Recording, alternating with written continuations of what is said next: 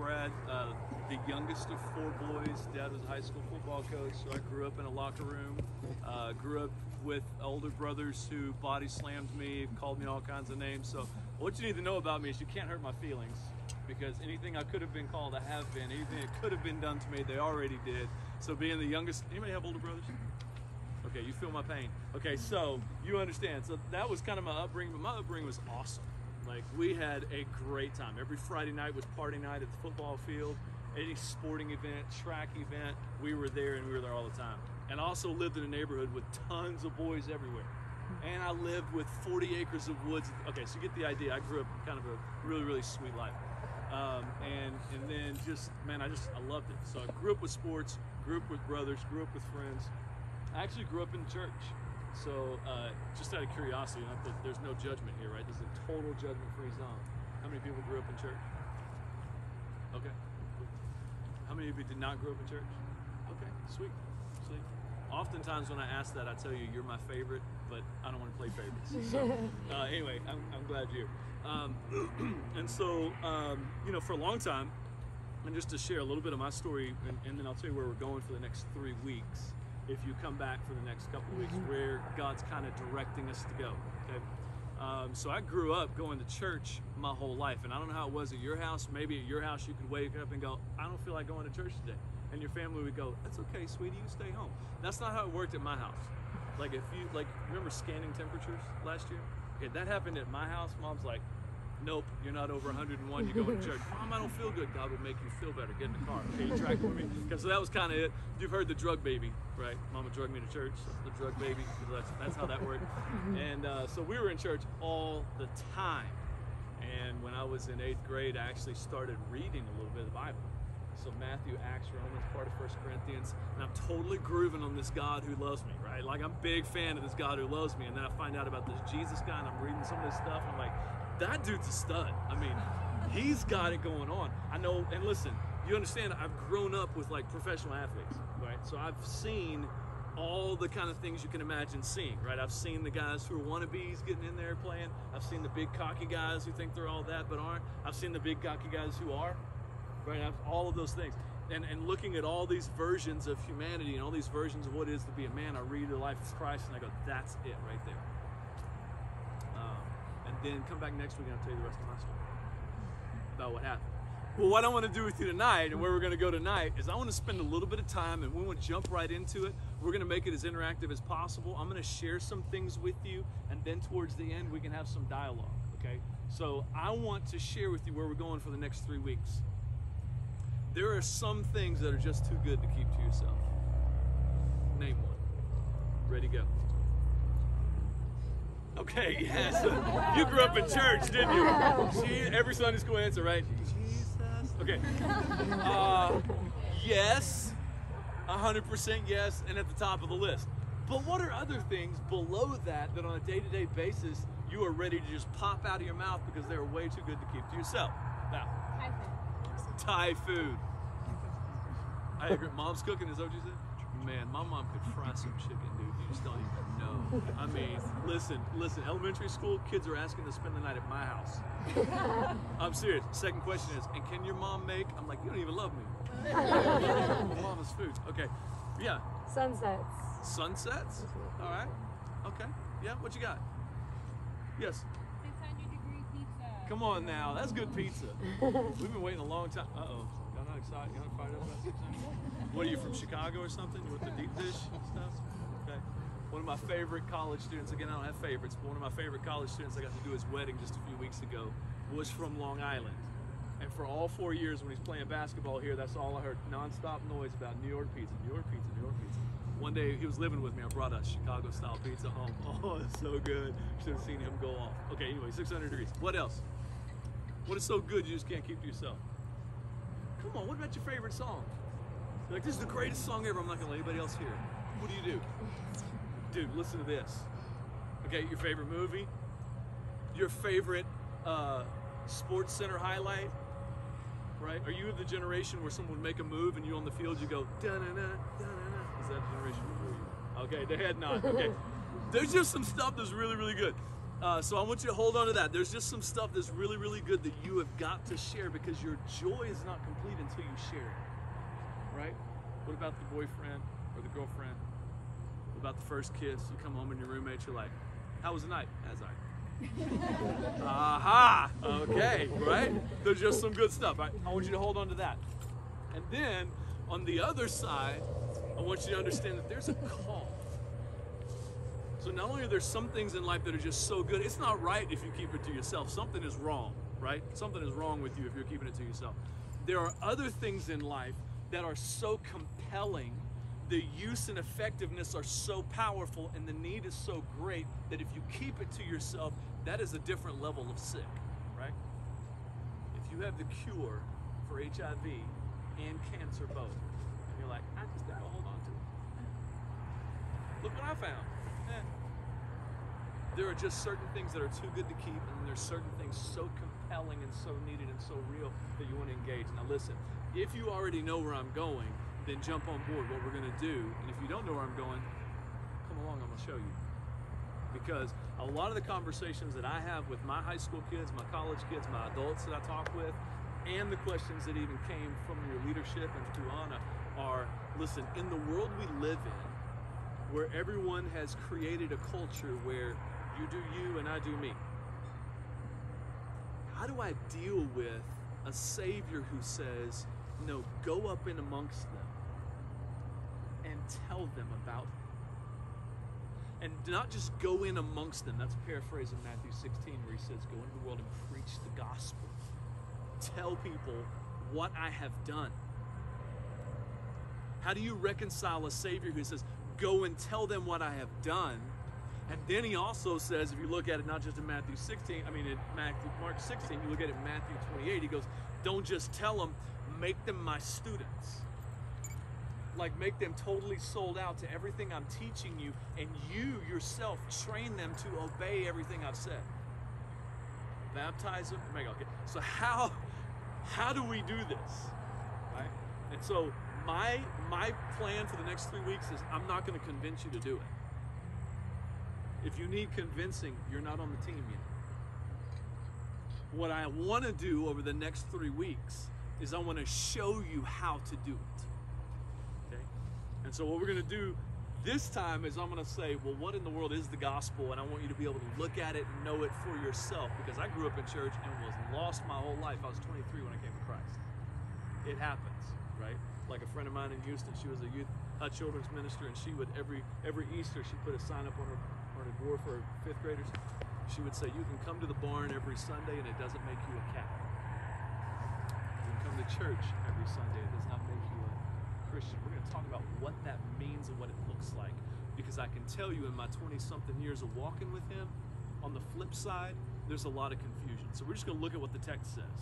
Don't take my word for it, we'll look at the text. Cool? So that's what we're going to do tonight. We're going to look at it, and oh man, did I tell you we're going to look at it? I should warn you.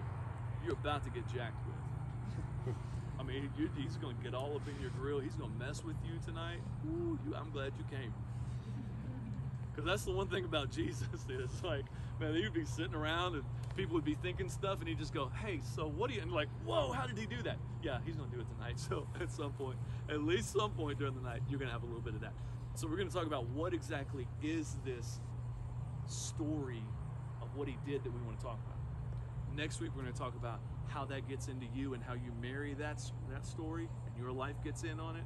And then we're going to talk about some skills and some planning practically where I have seen God's people wreck darkness by loving on people and finding whimsical, compassionate, respectful ways to dialogue and just watch God tear it up in people's lives. So if you want some of that, come on. If you don't, then please pay attention, because you will by the end of this.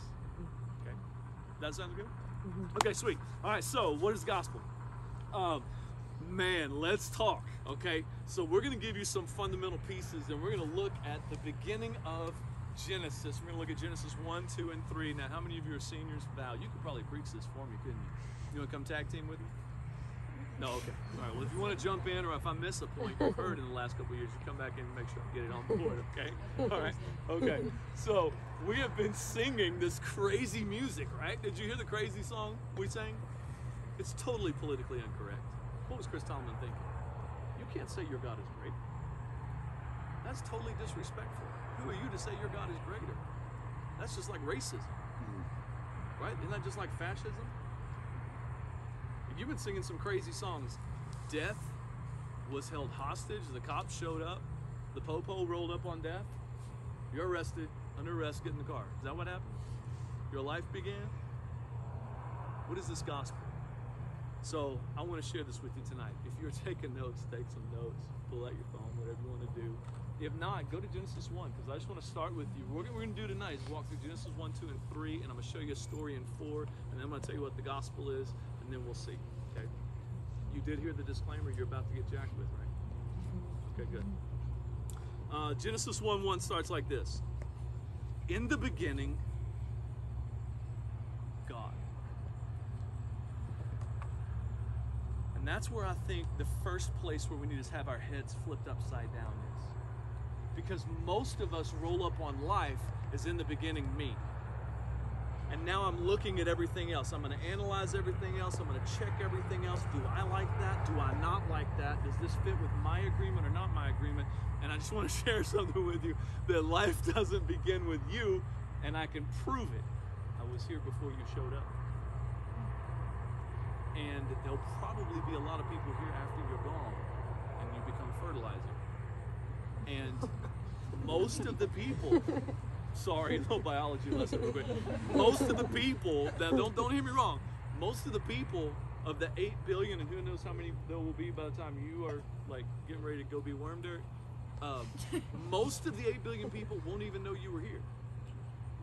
So the illusion that Satan rolls up in you and tries to tell you that life is all about you, that's a lie, right? What's the joke? How many Americans does it take to screw in a light bulb? One. They hold the light bulb and the world revolves around them, right? If you can't say amen, say ouch. I just want you to know something. In the beginning, God.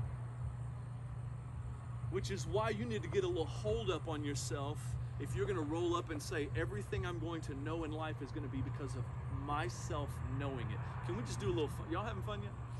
Okay, let's just do a little fun thing. Just for sake, it is good visual illustration.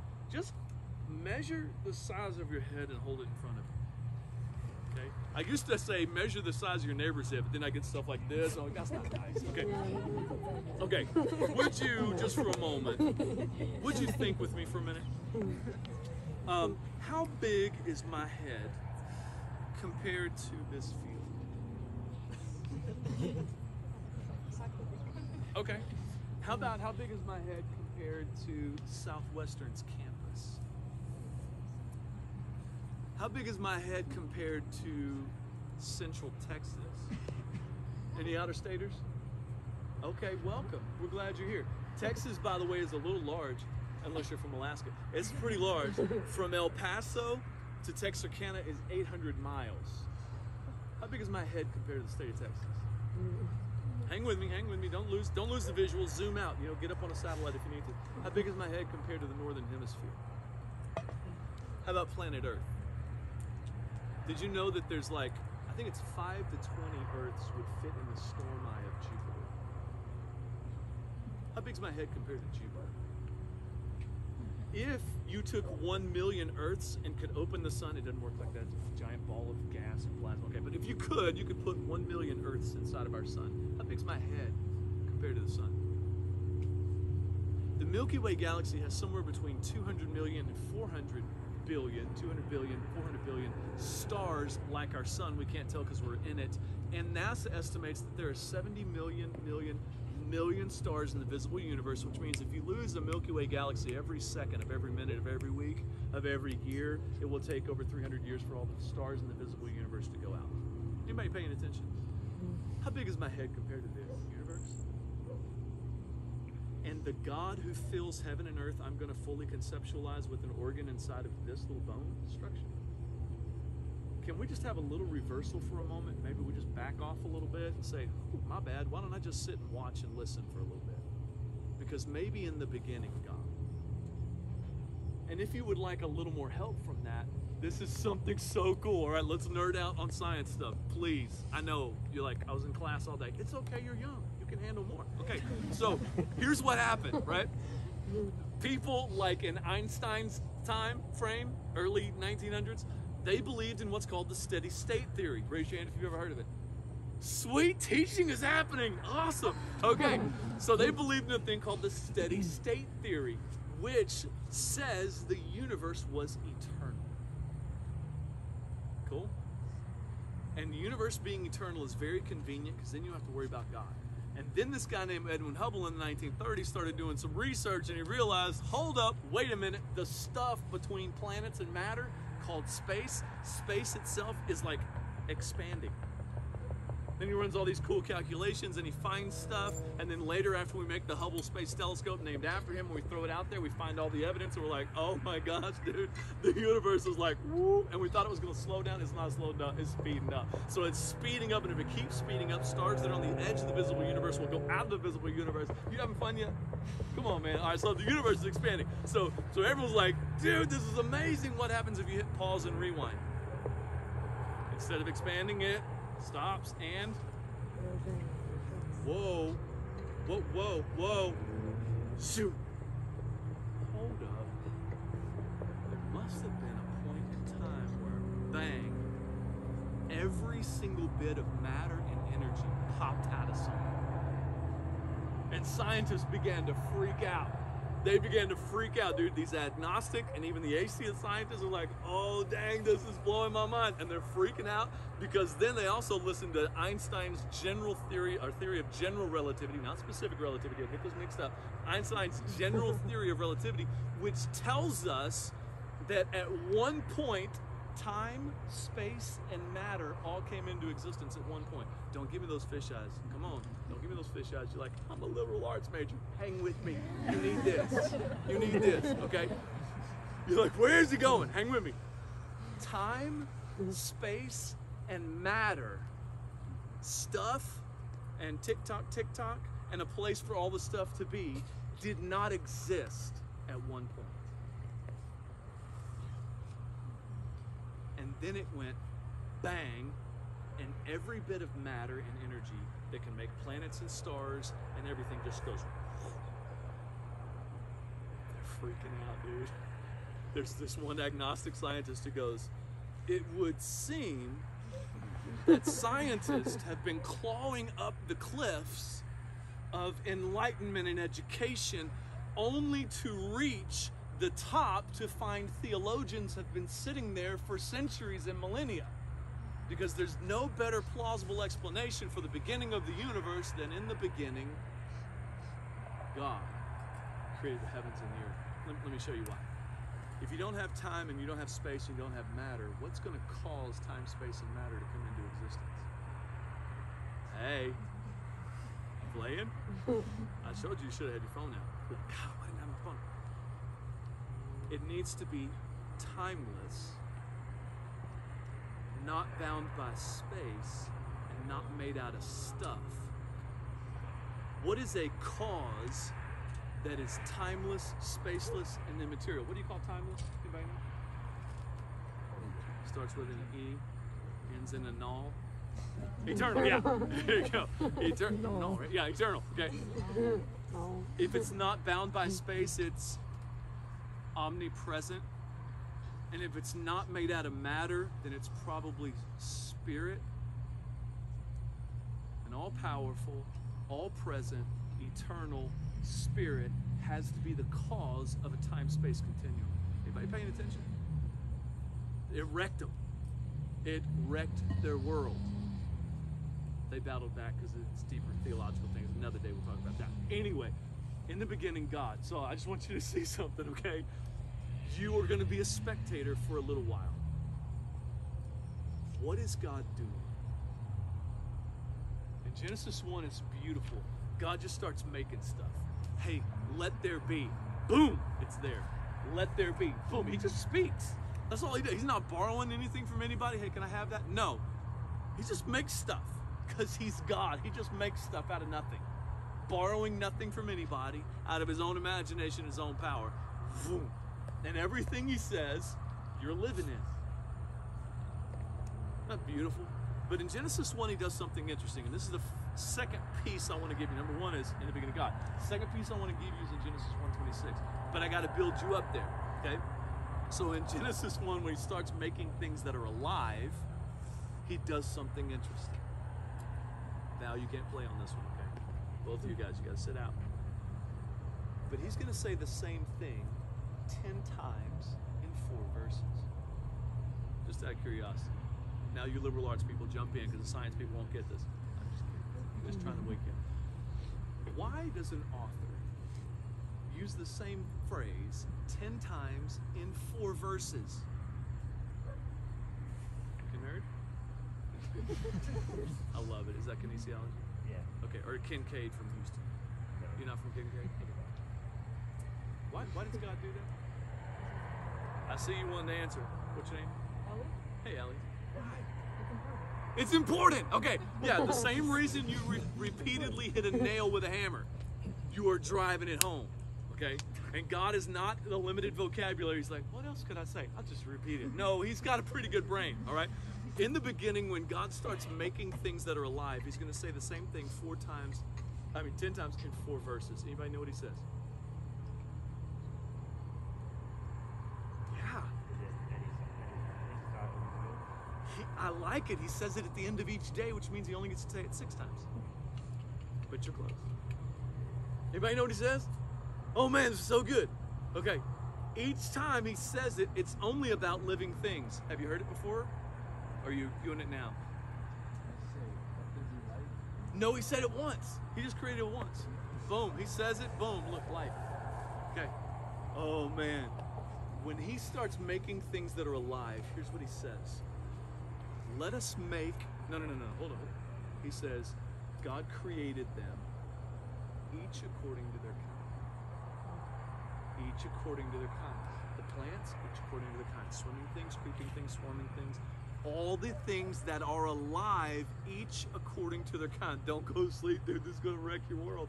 I'm stacking dynamite, bro. I'm about to drop it on you, and boom, it's going to blow you up. I'm just telling you, here it comes, okay? He says the same thing 10 times. He's trying to drive this point home to you. If you are alive, this is the governing principle of your reality. If you're alive, the governing principle of your reality is like things are going to have the highest form of intimacy. Dogs with dogs, trout with trout, cats with cats, peach trees with peach trees. You tracking? Species, organisms that can reproduce reproducible offspring. Okay, and not just like things have the highest form of intimacy about sexuality, because that's a whole different dog I need to have with you. But they'll have to bite me back if you want to in the spring.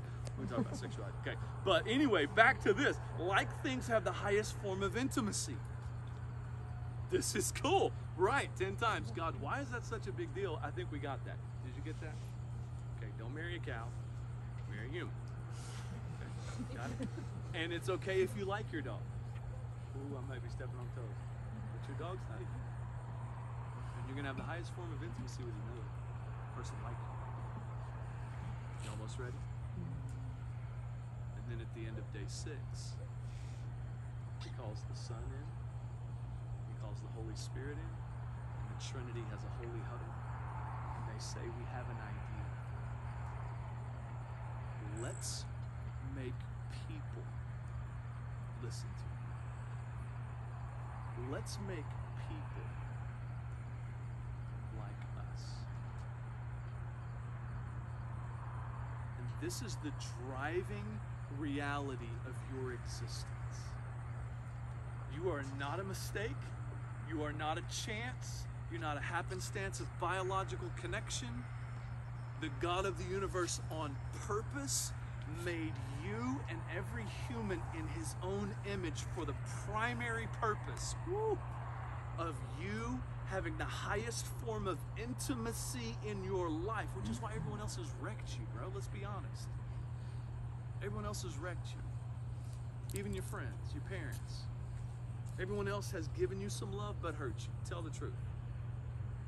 Because you were created to have the highest form of intimacy. The fullness of your existence is when you and God are this. You are his image bearer. It dominates your life. every day you exist. You can't shake it. You can't cut it off. You can't take pills to change it. You are married to the image of God. It's in your DNA. Which means you are created for greatness. You are created to experience life way beyond the small little things you've experienced. Oh, there's not enough time. Oh man, there's not enough time. Okay, that's okay. 3 chapters, 3 times, maybe we'll get through there. Okay, hang with me, hang with me, hang with me. Man, how do you see this? How do you see this? I'll tell you. Ecclesiastes 3:11 says, God has hidden eternity in the hearts of men. Now I got to fast track. Can you listen faster? Because I'm going to talk faster. Okay. So God knew you would not have a clue of what he's talking about. I mean, I think that's cool, but what does that look like, right? How does that even connect with that? And so then in Genesis 2, God sets them up. And he goes, let me tell the story again. So Genesis 2, he goes, all right, let me just slow roll. That was a little too fast for you guys. I know, it just kind of flew over. Let's drill down a little bit so you can catch it again. Because the God of the universe created you for the two of you to be like this for all eternity, for him to rock your face for all eternity.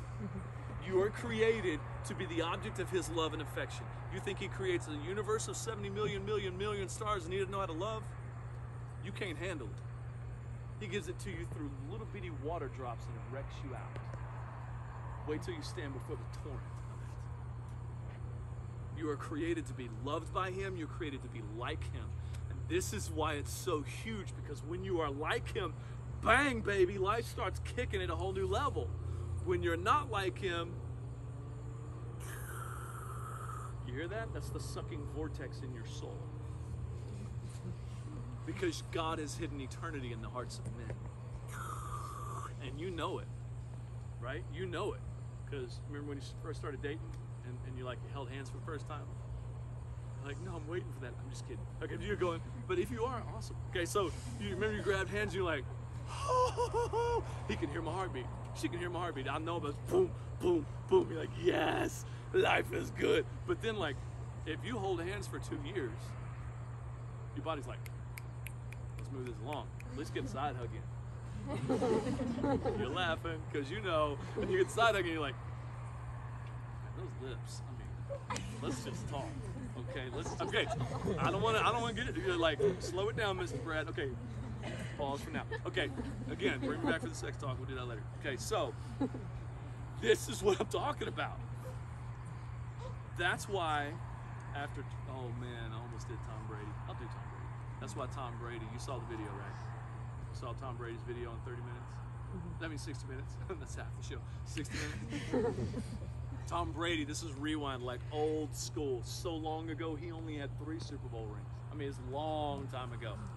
3 Super Bowl rings, was dating Gisele Bündchen, and was only signing for $60 million. How's Troy? Y'all tell me, how's my man doing? 3 Super Bowl rings, Gisele Bündchen, $60 million. How's he living, Ken Mary? Seems like maybe all right. I'm thinking the whole world wants to be that man, right? Gisele Bündchen, I guess, is a supermodel, so apparently she's attractive. I don't know. Okay. And in the interview, he's like,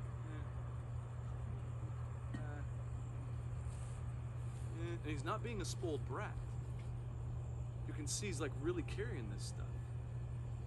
60 million, Gisele Bündchen, 3 Super Bowl rings. The interviewer goes, man, you seem a little bit the reluctant star. And Tom says, man, some people would say, hey, this is it, this is life. You found your dream. Me, I think, God, there's got to be more to life than this. And the interviewer says, what is it? And Tom says, I wish I knew. I wish I knew. I love football, love the guys I play with, but I just feel like there's parts of me that I haven't discovered yet.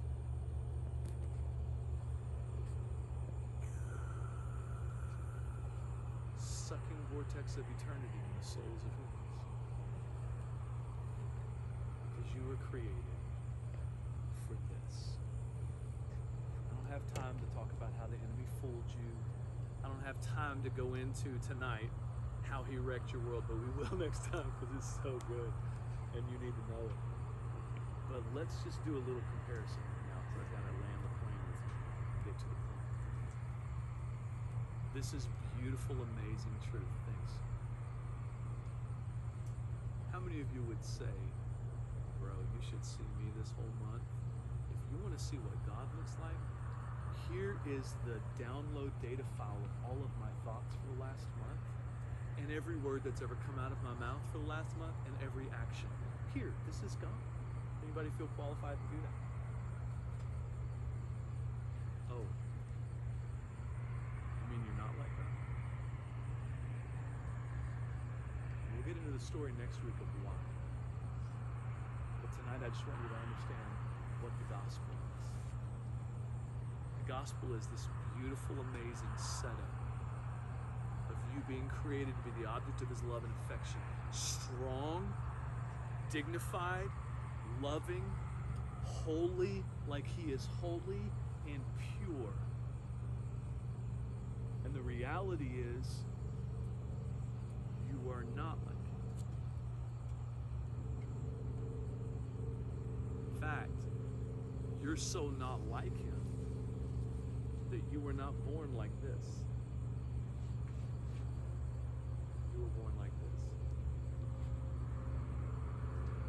The God of the universe who looked down and saw humans in their pride and greed and selfishness and sin and arrogance and hatred and lust and apathy and me-centeredness that, by the way, makes you not like God, which means you are separated from God. Isaiah 59:2 says, God's ear is not so deaf that he can't hear you. His arm is not so short that he can't reach you.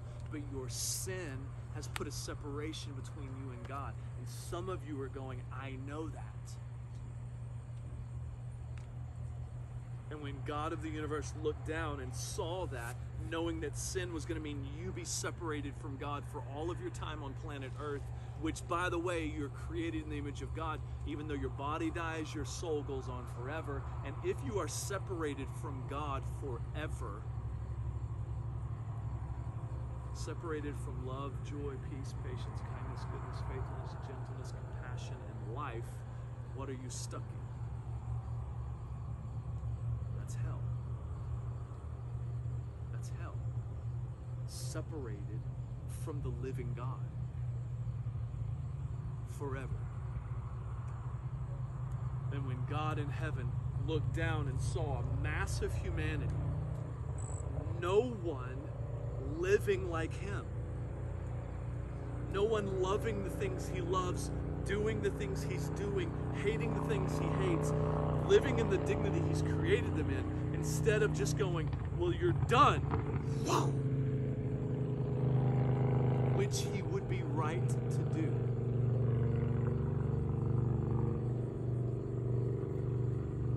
Instead, he says, son, you knew this day was coming. I need you to go. I need you to go. You got to bridge this gap. You got to tear this wall down. I will never be okay with the separation between me and my people, and they can't fix the problem. You've got to do it. And the son says, Dad, I love you. I love them. Let's go. And he shows up on the planet.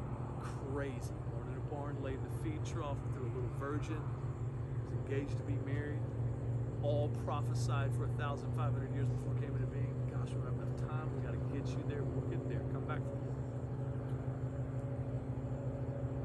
Lives the life so that when I'm reading it and looking into that life, I go, that's it. Lived a life so that when people saw him, they're like, now that's what I was created for.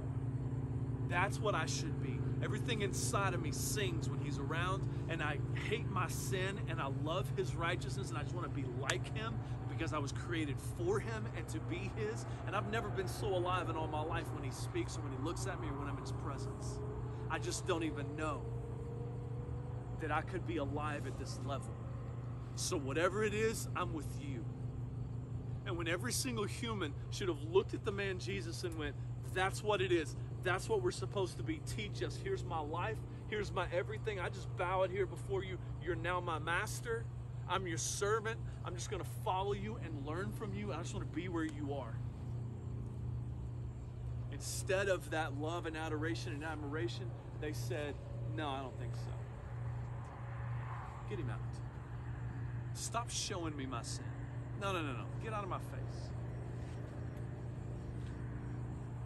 So then on Thursday night, after having this meal with his friends, Jesus, having loved perfectly, prostitutes come into life, leaving prostitution. Women who've been wrecked and trashed by men, and 5 different husbands, and a man she's with wasn't her husband, just treated like trash, gets the honor and dignity of knowing who he is for the first time. She's the first woman. Women who are second-class citizens are the first ones to the tomb to be the first witnesses of the resurrection. Come on now. The marginalized and the super religious, he didn't hate them. He just hated their lostness. He loved them all. Sits with his boys on a Thursday night and he goes, hey, I know this is 1,500 years of tradition I'm breaking when I break this bread, but no longer is this just normal bread. My brothers, you need to understand something. I've been telling you for 3 years, you're not listening to me. But this is what's going to happen in my body. Crack.